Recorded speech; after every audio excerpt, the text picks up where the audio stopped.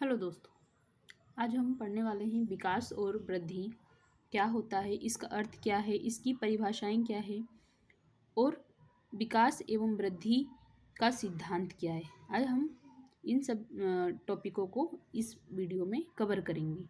तो आइए देखते हैं कि मानव विकास का अर्थ एवं इसकी परिभाषाएं क्या है। विकास एक अनवरत चलने वाली प्रक्रिया है जो गर्भधारण से लेकर जीवन पर्यंत चलती रहती है। मानव के जीवन काल में आए विभिन्न प्रकार के परिवर्तनों को सामान्य भाषा में विकास कहा जाता है। क्या बोल रहा है कि जो विकास है ये अनवरत मतलब निरंतर चलने वाली प्रक्रिया है और जो कब गर्भधारण से लेकर जीवन पर्यंत यानी कि मृत्यु तक चलती रहती है। विकास की प्रक्रिया में शारीरिक, मानसिक, सामाजिक, भावनात्मक आदि पहलू सम्मिलित हैं। मनुष्य के जीवन में प्रगति की राह में होने वाले क्रमिक परिवर्तनों को ही क्या कहा गया है, विकास की संज्ञा दी गई है। यानी कि मानव के शरीर में जो शारीरिक, मानसिक और सामाजिक तथा भावनात्मक जो परिवर्तन होते हैं उसको विकास कहा गया है। कुछ विद्वानों का मत है कि विकास जो होता है परिपक्वता के पश्चात रुक जाता है, परंतु यह सत्य नहीं है क्योंकि विकास का जो क्रम होता है वो आजीवन चलता रहता है। परिपक्वता की अवस्था के बाद उसकी गति धीमी अवश्य हो जाती है।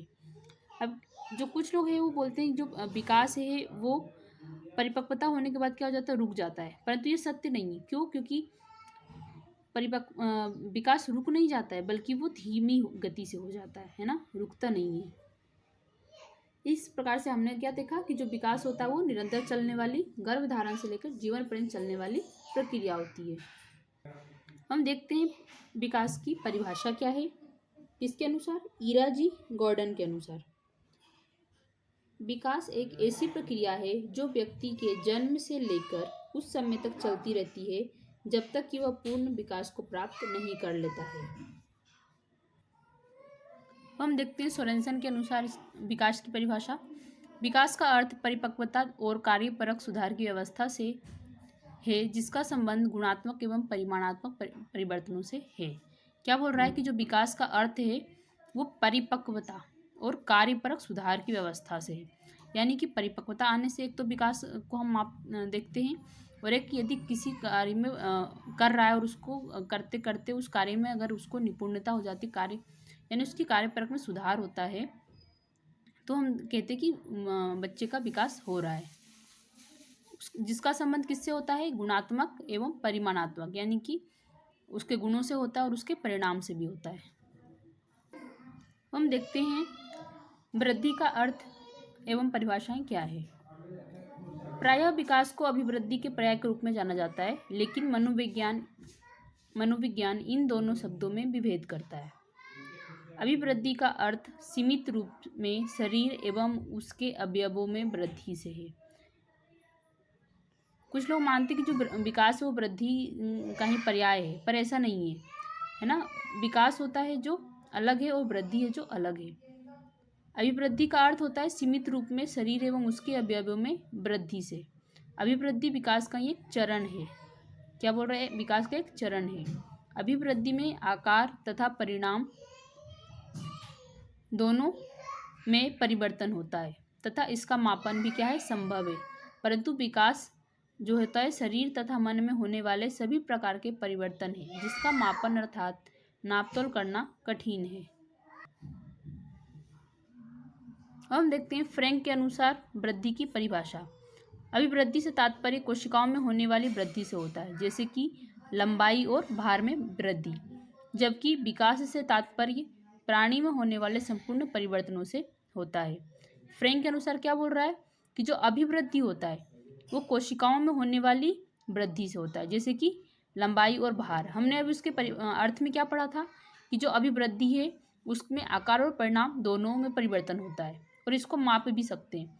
तो आप लंबाई को माप सकते हो, भार को भी माप सकते हो, है ना। तो यानी कि जो वृद्धि है उसको हम माप सकते हैं। और जबकि विकास क्या होता है? विकास जो होता है तात्पर्य प्राणी में होने वाले संपूर्ण परिवर्तनों से होता है। जो पूरे बॉडी में चेंजेस होते हैं उसको हम विकास बोलते हैं, लेकिन किसी एक पर्टिकुलर बॉडी में यदि चेंज होता है तो उसको हम बोलते हैं वृद्धि। जैसे कि बाल का बढ़ना हो गया, नाखून का बढ़ना हो गया, हमारी लंबाई का बढ़ना हो गया, है ना। तो ये आता है इसमें वृद्धि में आता है।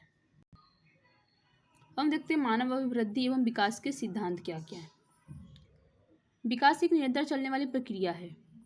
गैरिसन के अनुसार उन्होंने क्या कहा है कि जो विकास होता है अपने क्रम में कुछ नियमों का पालन करता है, जिसको विकास के सिद्धांतों के रूप में जाना जाता है। यानी कि विकास जो है वो कुछ सिद्धांतों के अनुसार होता है। बालक के विकास की पहचान तथा विभिन्न अवस्थाओं में उसकी विशेषताओं एवं आवश्यकताओं को जानने के लिए विकास के सिद्धांतों का अध्ययन करना आवश्यक है। तो हम देखते हैं कि जो विकास है उसके कुछ सिद्धांत निम्न प्रकार है। जैसे कि पहला सिद्धांत है समान प्रतिमान का सिद्धांत, प्रिंसिपल ऑफ यूनिफॉर्म पैटर्न। इसको गैसेल और हरलॉक के द्वारा प्रतिपादित किया गया था।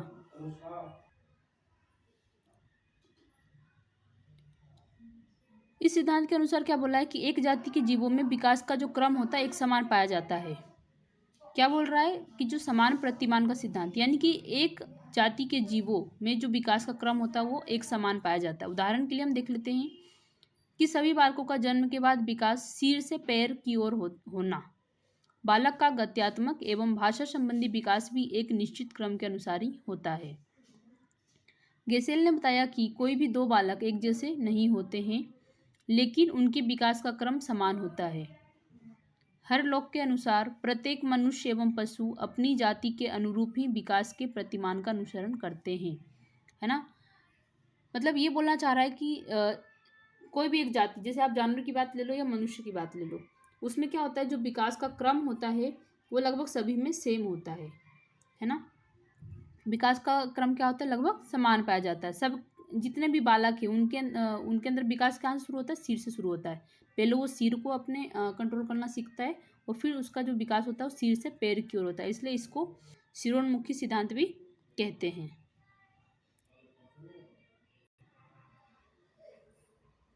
नेक्स्ट हम देखते हैं परस्पर संबंध का सिद्धांत।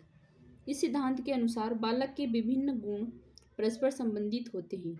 शारीरिक, मानसिक एवं भावनात्मक विकास में एक प्रकार का सहसंबंध पाया जाता है।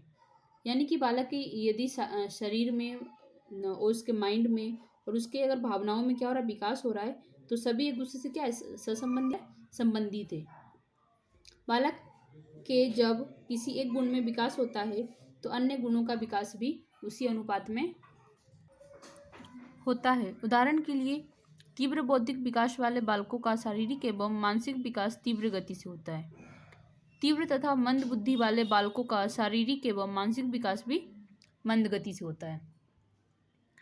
नेक्स्ट हम देखते हैं सामान्य से विशिष्ट क्रियाओं का सिद्धांत, principle of general to specific responses. बालक के विकास के सभी क्षेत्रों में सबसे पहले सामान्य अनुक्रिया होती है, बाद में विशिष्ट अनुक्रियाएं प्रारंभ होती है। हर लोग इस सिद्धांत के समर्थक थे। जन्म के उपरांत प्रारंभ में किसी वस्तु को पकड़ने के लिए बालक शरीर के सभी अंगों का प्रयोग करता है, लेकिन बड़े होने पर उसी अनुक्रिया के लिए वह अंग विशेष का प्रयोग करता है।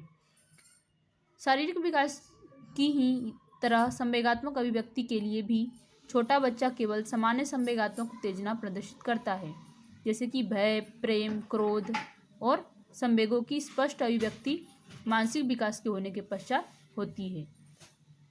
यानी से सामान्य से विशिष्ट क्रियाओं का सिद्धांत में क्या बोल रहा है कि जब बच्चा छोटा होता है तो यदि उसको गेंद पकड़नी है तो हाथ पैर अपने पूरे बॉडी का मूवमेंट करके और उस काम को करेगा।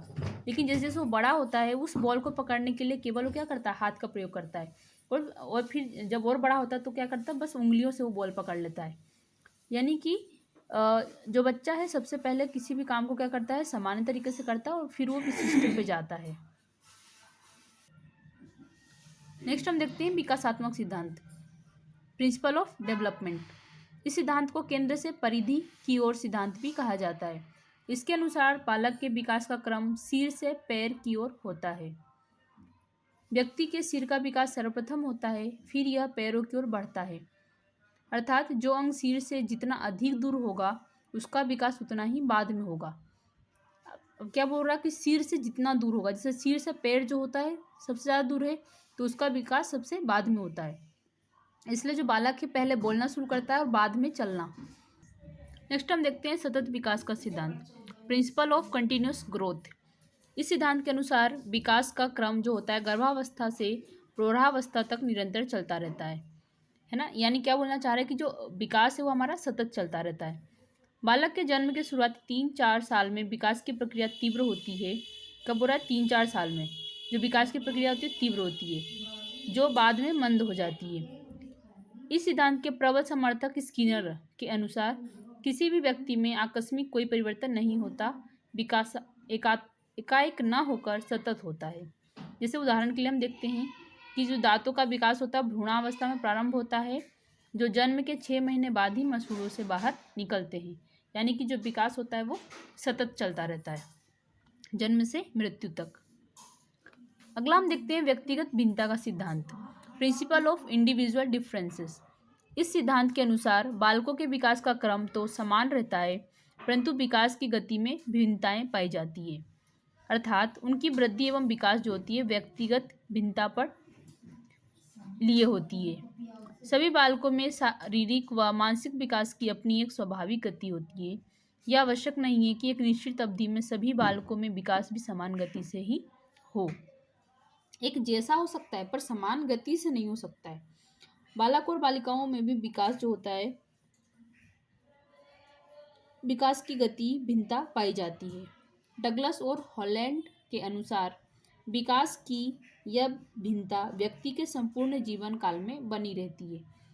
अभी क्या बोल रहा है कि जो विकास होता है वो एक क्रम में चलता है पर समान नहीं होता है और